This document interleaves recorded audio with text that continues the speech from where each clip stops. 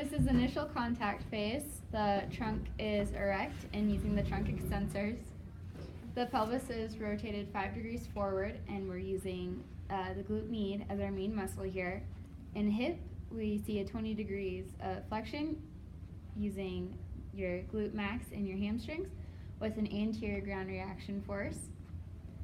In the knee, you see 0 to 5 degrees of flexion, mainly using the quads, and the ground reaction force has shifted posterior and to the knee.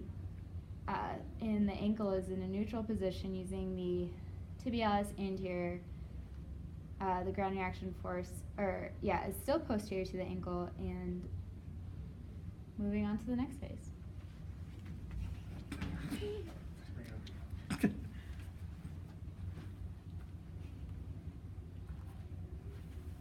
All right, loading response. The trunk is erect with the trunk extensors. The pelvis is rotated 5 degrees forward using the gluteus medius.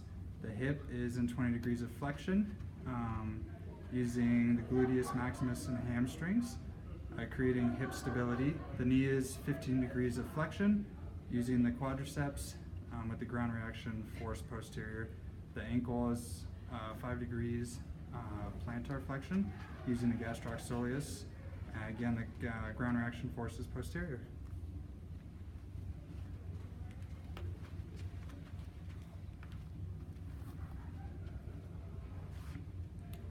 Okay, now at mid stance, the trunk is erect and we're using our extensors and abdominals.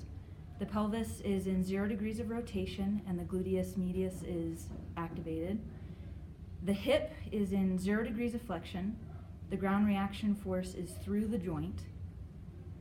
At the knee, there is 0 to 5 degrees of flexion. The ground reaction force also goes through the joint. And at the ankle, there is 5 degrees of dorsiflexion, and the gastroc and soleus muscle is activated. Again, the ground reaction force is through the joint.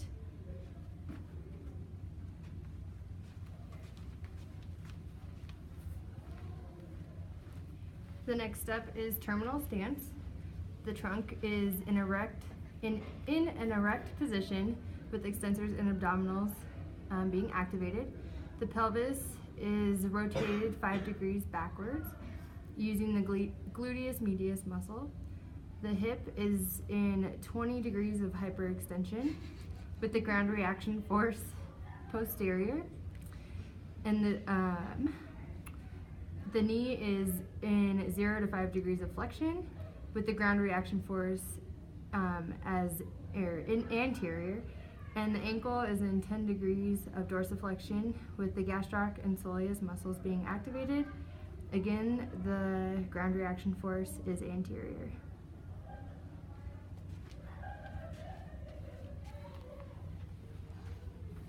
All right, so now we've entered the pre-swing stance, or the first part in the swing limb advancement.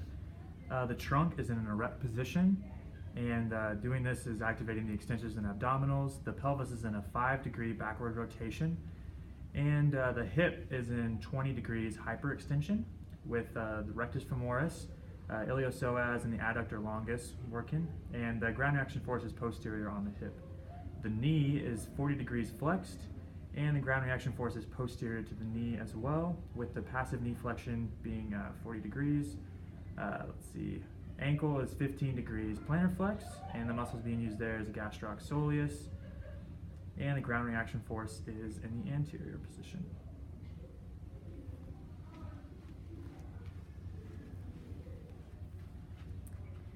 This is now initial swing. So in initial swing, the trunk is in an erect position and the extensors and abdominals are accomplishing this. The pelvis is rotated 5 degrees backward, and at the hip there's 15 degrees of flexion using the rectus femoris, iliopsoas, and adductor longus.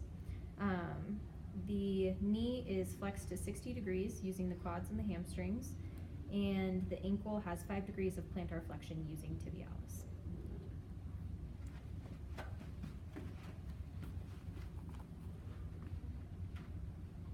We are now in the mid-swing phase.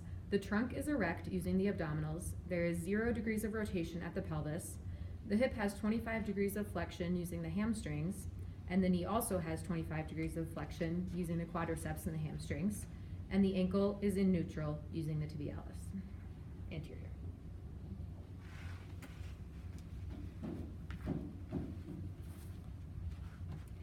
In the last phase, which is terminal swing, the trunk is erect using the trunk extensors. We can see 5 degrees of forward rotation in the pelvis using the gluteus medius. The hip is in 20 degrees of flexion. Primarily the gluteus maximus and the hamstrings are working. We can also see the knee is in 0 to 5 degrees of flexion with the quads and hamstrings active.